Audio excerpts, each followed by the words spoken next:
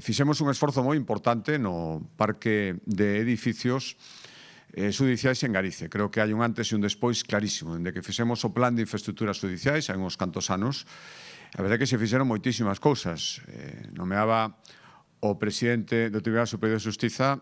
probablemente o máis icónico de todos, que esa transformación espectacular, é complexa, é costosa, pero que creo que valeu a pena, sin ninguna dúbida,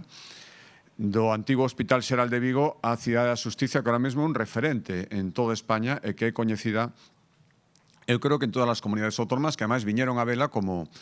exemplo de solución arquitectónica de transformar un edificio de servicio público que non tiña nada que ver co da Xustiza nun edificio moderno e pensado na Administración de Xustiza do futuro. Pero aí están o edificio judicial de Ourense, que se fixo de nova planta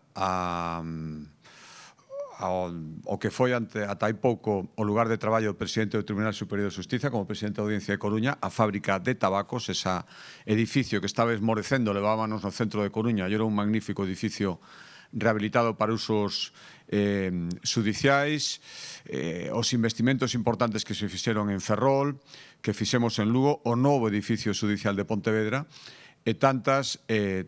pequenos investimentos que fomos facendo en toda a planta judicial de Galicia. Creo que o que hai que facer, que en vez a este edificio se dará conta no que ademais é un investimento importante de máis de 3 millóns de euros,